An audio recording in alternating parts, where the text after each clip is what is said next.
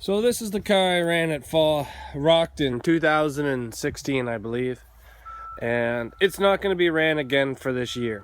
So, as you guys can tell from all the leaves on the ground, winter is coming. This car needs to get ready for winter. It doesn't take that much, but this is a very important thing for any derby car, is winterizing them. Some people laugh when you say winterizing a derby car, but you really have to do it.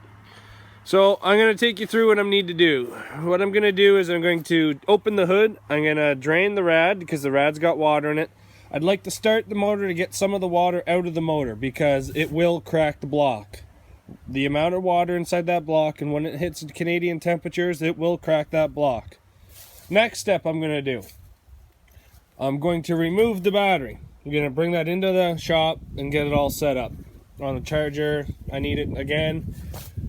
I'm going to remove my camera base because I need that for the next race that I'm doing the oval track. I'm going to remove my roof sign because I need that. I'm going to leave the gas tank, leave the cage, leave the fire extinguisher, leave the shifter. I'm going to remove my helmet, which is easy. But yeah, and then what we're going to do is we're going to throw a tarp over top of this car. And then I'm going to actually make the tarp really nice. I'll show you what I'm going to do with the tarp. So let's get this thing all ready to get stored for winter, I guess.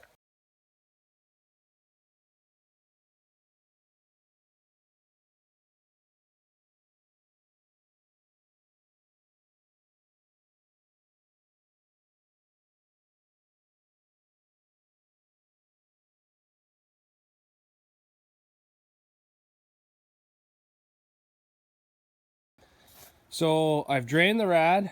I took the battery out, the camera out, a roof sign off. This other battery I just had to carry over to start the car because that one's just a little bit dead. So the only thing left to really do is put a tarp over it. So winterizing your cars is very important. Every derby car here that has been pre-ran that I want to run again next year, I will do this to it. If I don't plan on running it again, I'm not doing this though. So the last step is a tarp, because over the winter I've seen things like the keys get seized in them. I've seen stuff rust, computers go to crap, all that fun stuff. So what we're going to do now is we're just going to go get a tarp and we're going to throw a tarp over this. But it really doesn't take that long. What did that take me? 20 minutes, 15 minutes? If that, to do it. So let's go get a tarp and cover this thing up. There, she's all tarped up. She looks pretty. What I do is I tuck the tarp underneath the hood and then I slam the hood so the threaded rod goes through the tarp. That holds it at the front. And then at the back, I just tie it down. On this, I actually use the stock factory tow points with just a little bit of seat belt. So here's a little note to all you guys that live in cities where the township or your neighbors are giving you troubles about your cars. If you tarp them up really good, don't have ugly tires sitting on top of it, you put ratchet straps, you do a nice job tying the tarp onto the car, your neighbors will not complain. They'll just think it's some classic you have. Now, obviously, you'd have to hide the front bumper, but if you're having problems with the township, throw a tarp over it, make it look nice. Don't let the tarp blow in the wind, don't let tires sit on top of it, bricks sit on top of it, blah, blah, blah.